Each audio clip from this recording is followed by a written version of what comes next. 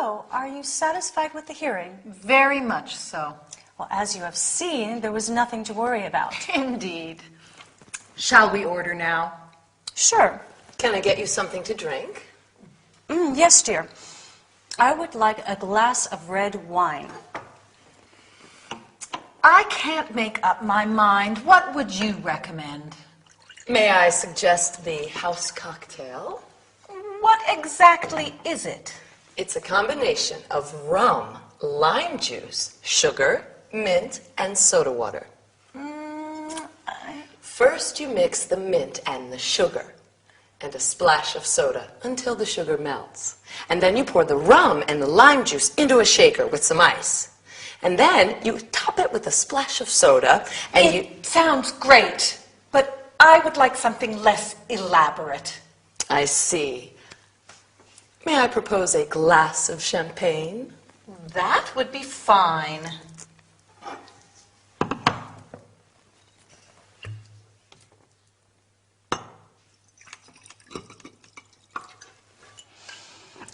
To our successful meeting. Cheers.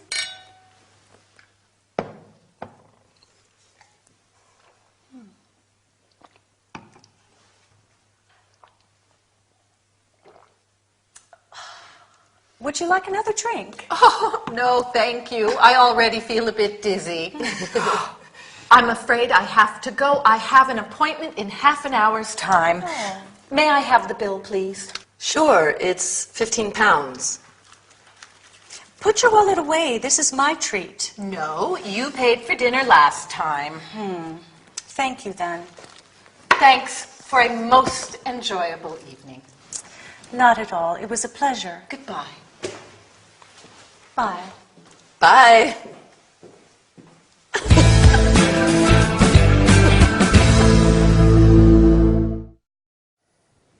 Hi, everybody. I think that you have been working hard enough. So today, we are going to have a nice drink. Having a drink together, just like a meal, is a good way to establish a relationship. So it's very useful to know the appropriate language. Today, we are going to learn about ordering, recommending something, proposing a toast, paying a bill. As you have seen, Miranda and Miss Adams are in a cafe celebrating the results of a hearing. Miss Adams asks, "Shall we order now?" You can also say, "Are you ready to order?" or "Would you like to order?" Emily asks them, "Can I get you something to drink?" Or she could say, "What would you like to drink?" Miss Adams is undecided and says, "I can't make up my mind." To make up one's mind means to make a decision. Then she asks for advice. "What would you recommend?" You can also say, "What do you suggest?" Emily proposes a house cocktail, a cocktail made with their own recipe. Miss Adams asks, "What exactly is it?" Can you remember some of the cocktail's ingredients? Rum, lime juice, sugar. Right. However, Miss Adams is not enthusiastic and says, "It sounds great, but I would like something less elaborate." Before drinking, Miranda and Miss Adams make a toast. A toast is the act of raising glasses at a gathering and drinking together. Miss Adams says, "Cheers." Cheers is a friendly expression said just before you drink an alcoholic drink. Then Miranda asks, "Would you like another drink?" You can also say, "Would you like something else?" or "Would you like something to eat?" Before leaving, Miss Adams wants to pay and asks, "May I have the bill, please?" But Miranda does not want her to pay. "Put your wallet away. This is my treat." "This is my treat" means I will pay. Do you remember what Miss Adams answers? Right. No, you paid for dinner last time. Finally, Miss Adams thanks Miranda for a most enjoyable evening. Well, it seems you have made very good progress. Before leaving, I would like to propose a toast to celebrate. Bye, and see you next time. Oh, Linda, I'd like to have a word with you. Okay, sure. As you know, we're opening a new office in Glasgow, Yes? and Miranda is very busy at the moment, so I'm doing a lot of her work, and neither of us has much time. Yes, I've noticed things are really busy around here lately. And ideally, I'd like the new office to open 3 months from now. So soon? Yes, and the only way that's possible is for you to manage the project. Me? Yes, we'd like you to head up the project. We trust you. No one knows this office and the way things work better than you, apart from Miranda, of course. Of course. So what do you say? Well, thank you. It's a challenging task, and I'm happy and honored to be put in charge of such an important project. But I am a little worried about the tight time constraints. Yes, I know. You'll have to work on a very tight schedule, but we're sure you can do it. 3 months. That really leaves no margin for error. Don't worry, Linda. The studio's here to give you all the support you require, and you'll have everything you need to do the job. Okay. What we'd like you to do first is to define the scope of the project. What has to be done to meet our 3-month deadline? Any questions?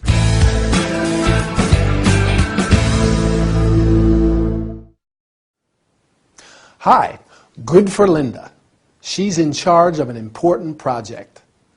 I don't envy her much, though. She's got a lot of work to do if they want to open a new office in 3 months. So Al's briefing her. He's informing her of the news and instructing her on what she has to do. That's what we call a briefing. He asks Linda to head up the project, be in charge of it. That means be the head. She will therefore have to manage the project, direct it. That's a big job for Linda. In fact, she says it's a challenging task. It's a difficult but stimulating job. It's challenging. So why is it difficult? Well, Linda's worried about the tight time constraints. The time she has is very little. The deadline is in 3 months. We can call it a 3-month deadline. A deadline is the final time or day that you have to finish a project. The lack of time leaves no margin for error. She can't make any mistakes because she doesn't have the time to fix things. There is no margin, no space, in this case, no time for mistakes. This means she'll have to work on a tight schedule. What is a schedule? When we are talking about a person's schedule, we mean their daily or weekly plans. But in this case, the schedule is the timed plan of procedures for the project. All the things Linda has to do and when she has to do them. Well, Al reassures her that she'll receive all the support she requires and that she will have everything she needs to do the job. And what's the first thing she has to do? Do you remember? That's it. She has to define the scope of the project. In project management, the scope is the totality of work needed to complete a project. Linda has to define the scope, specify exactly what everybody involved has to do. Good luck, Linda, and goodbye for now. See you soon.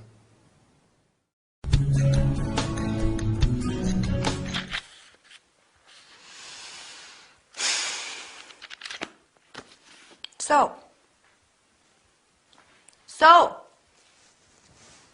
ready for our coffee? Or do you prefer I come back after the gym? You went to the gym yesterday, didn't you? Sure, I go every day. Every day? Yes, it's great. The gym has state-of-the-art equipment, space-age machines, which give you a total body workout in less time. Uh-huh. When you start, you get a wellness key, which you plug into the machines that you use. A key? Yes, it keeps track of what you do, the calories burned and the heart rate. I see. These machines make exercising interesting and fun. For instance, they have a treadmill, which has integrated satellite TV and radio, which makes your training more entertaining. Yeah, sounds great. Have a look at my biceps. I think the basic concepts are the same. Lose weight, gain strength, keep healthy, right? Yes, but the modern equipment allows you to achieve the same results in a shorter period of time. I don't particularly like all this high-tech stuff. I still prefer natural activities like jogging. There is nothing as enjoyable as jogging outside on a sunny day, maybe listening to some good music. With your iPod plugged in, right? Yes. You see, you rely on modern technologies too.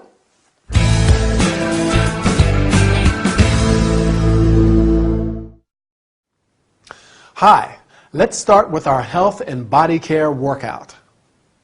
Today, we're going to learn terms and verbs related to the gym, physical exercise, and high-tech equipment.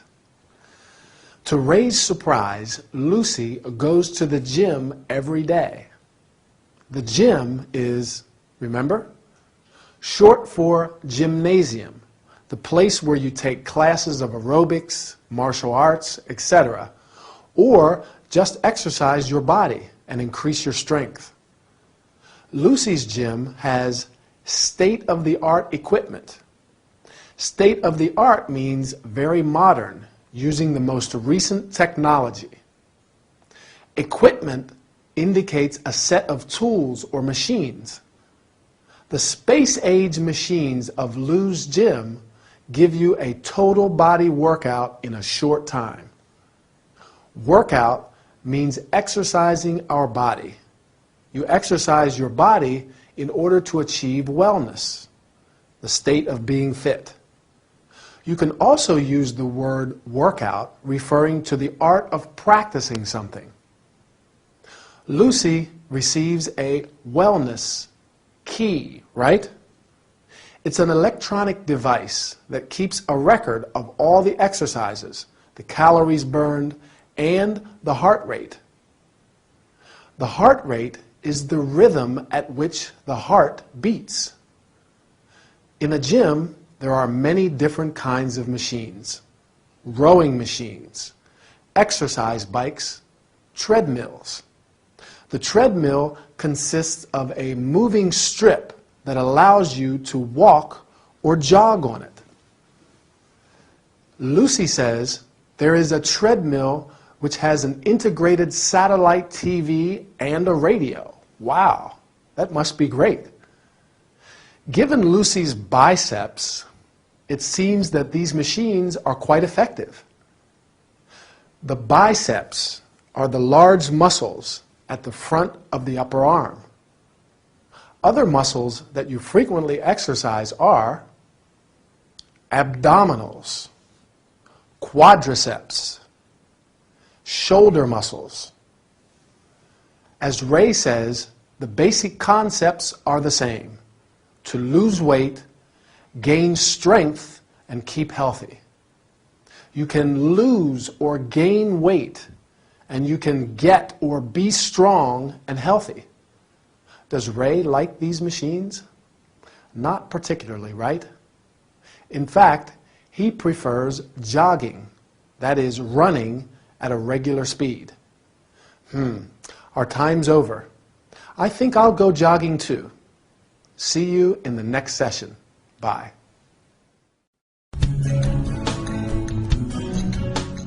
So, what can I get you?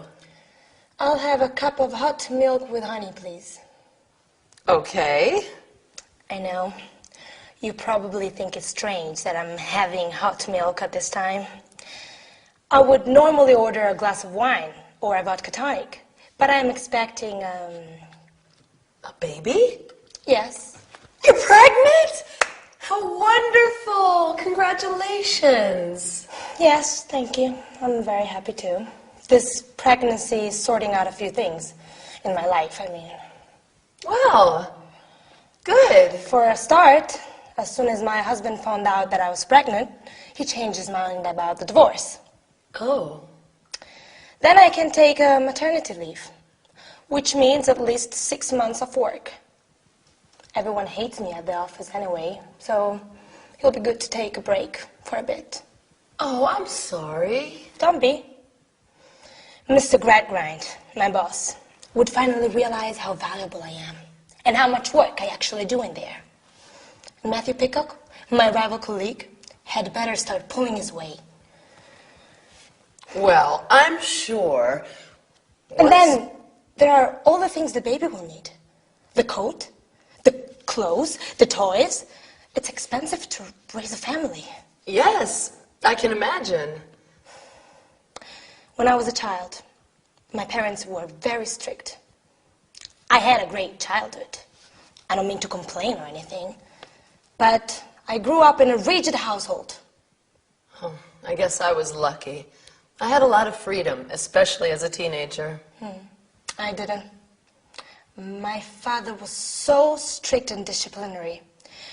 Once, I was playing with my dog, Marnie, and she barked and woke up my dad. He was so angry that the next day he gave her away. Poor Marnie. How sad. Oh, there's my husband. Stuart! Stuart! I'll get you that hot milk.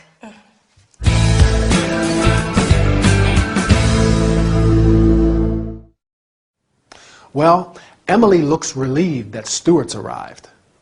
I think Rose just needed to talk to someone. It sounds like she has a few problems, and Emily was there to listen. But she has some good news too, doesn't she? She's expecting a baby. Anyway, let's start with our training session. Rose is pregnant. She's happy about the pregnancy, and she's also happy that she can take maternity leave. That's the time that you can take off work and stay home because of the pregnancy, and we say, take maternity leave. However, the rest of Rose's life doesn't sound too happy. Everyone hates her at the office. Her boss doesn't appreciate her work. And her husband wanted to get a divorce before he found out she was pregnant. And she tells Emily about her childhood, her infancy, the period of her life when she was a child. After childhood, there's adolescence. That's the time from when puberty starts through to adulthood. An adolescent becomes an adult at the age of 18. That's when they reach adulthood. So going back to Rose, she grew up in a strict household. To grow up is to go through childhood, become a teenager from 13 to 19, and then an adult, presumably. What about you? Did you grow up in a strict household? Or did you have a lot of freedom, like Emily? She was lucky. She had a lot of freedom as a teenager. I had quite a lot of freedom too. My parents weren't very strict. They let me do what I wanted, which isn't always the right thing to do. Parents have a hard job. It's not easy to bring up children. That's another verb, to bring up, which means to take care of and educate a child. Well, Rose seems excited about bringing up a child, but she says it's expensive to raise a family. To raise a family is like saying to bring up a family. It means to take care of it and make it grow. Yes, it is expensive to raise a family, but it's one of the most rewarding things in life, isn't it? Well, take care, and I'll see you very soon. Bye.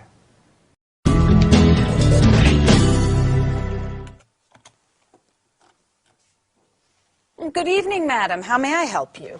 My name is Emma Wallace, and I have booked the deluxe suite for 3 nights.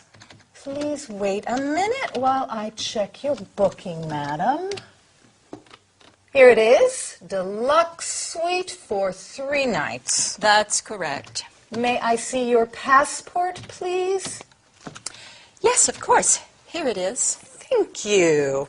All you need to do is fill in this registration card. Sure thing.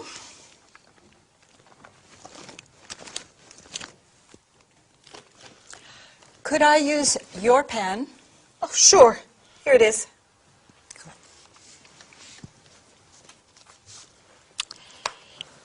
E-M-A-W-A-L-L-A-C-E.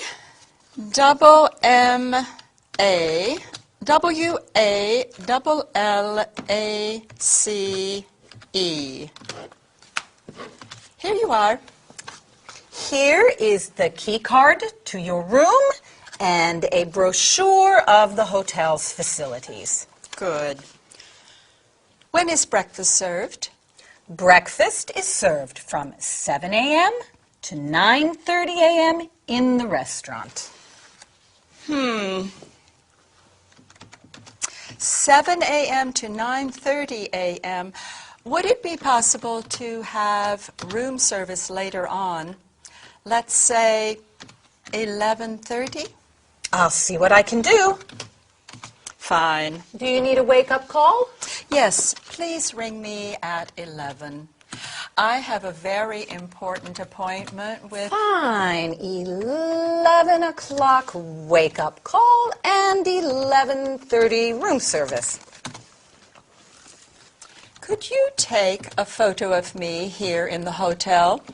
My fans will love it. Your fans? Oh, you're Emma, City Life FM Agony Aunt.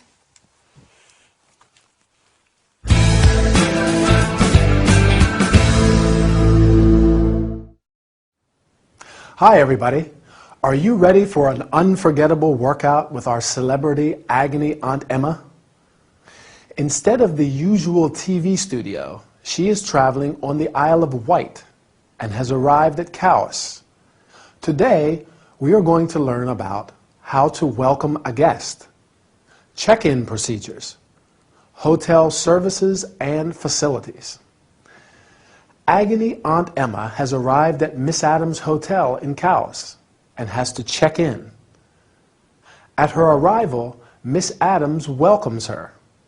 Good evening, madam. How may I help you? You can also say, may I help you? Or, can I be of assistance? Emma answers, my name is Emma Wallace, and I have booked. Do you remember what?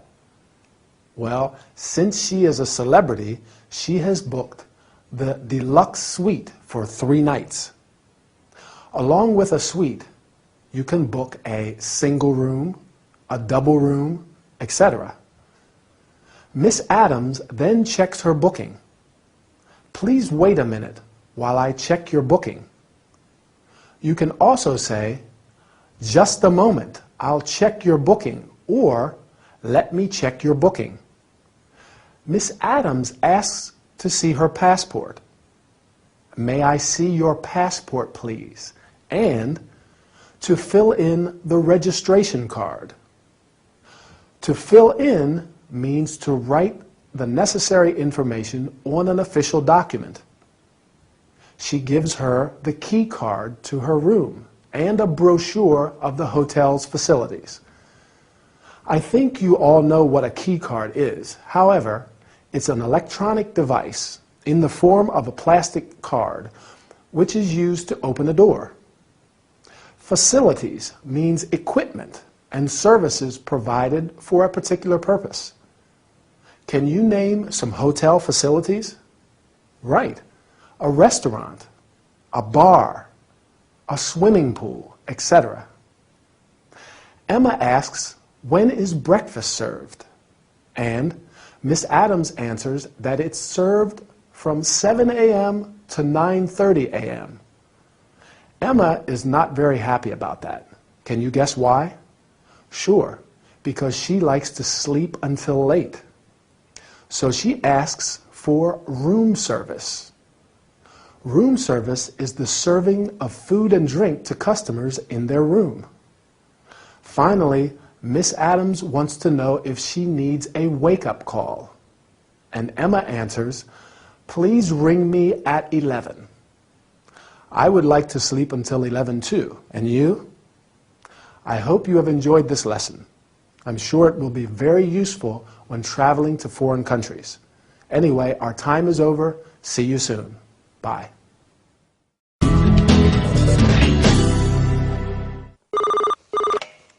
Reception, how may I help you? You have a complaint?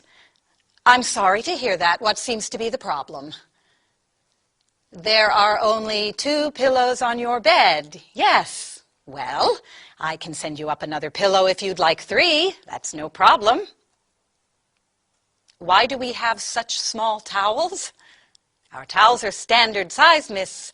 Sorry, I didn't catch your name. And what's your room number, Miss Wallace?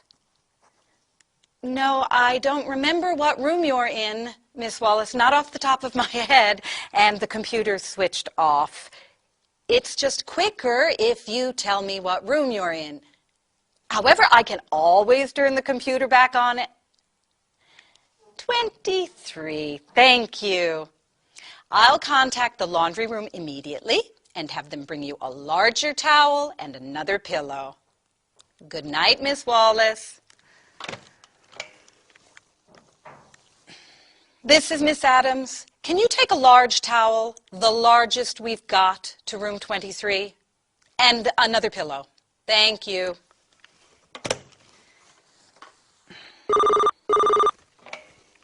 Reception, how may I help you? Miss Wallace, the towel and the pillow are on their way. Oh dear. No clothes hangers in the wardrobe? Please accept my sincere apologies for the inconvenience. I'll fix this matter straight away. Yes, Miss Wallace, don't worry. I'll send you up some clothes hangers now. Have a good night.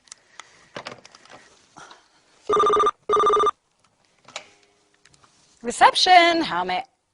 Miss Wallace, what's the problem now? That's right. There isn't any milk in the minibar. There's never milk in the minibar. Well, if you'd like some milk, you can order it. We have room service. Certainly. Cold milk or warm milk. You'll have your hangers and your cold milk shortly.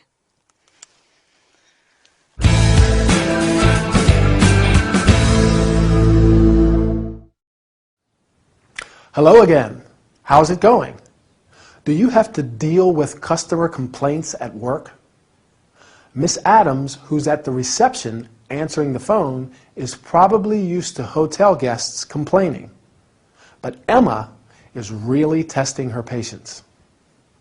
Let's look at some of the things Miss Adams says as she deals with Emma's requests. First of all, when Emma says she has some complaints, Miss Adams replies, "I'm sorry to hear that." Or we can say, "I'm sorry to hear about this." And she asks, "What seems to be the problem?" Emma wants a bigger towel and another pillow. So Miss Adams promises immediate action. She says, "I'll contact the laundry room immediately." I'll contact. Remember the use of will when we make a spontaneous decision and promise to do something.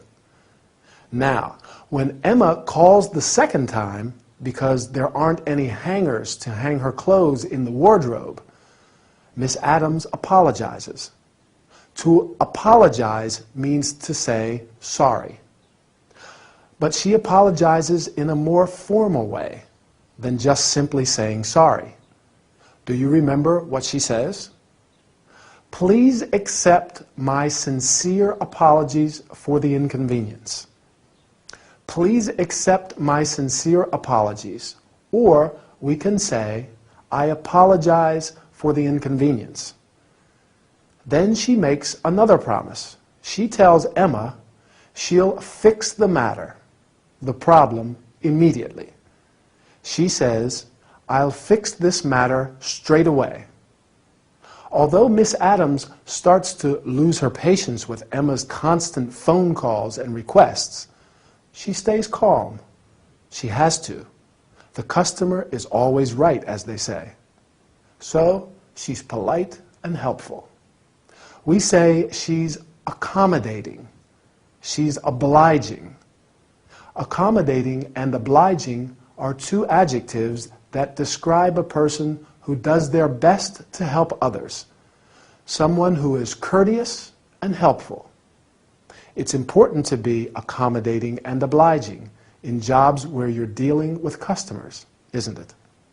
Well, that's all we have time for today. Keep practicing your English.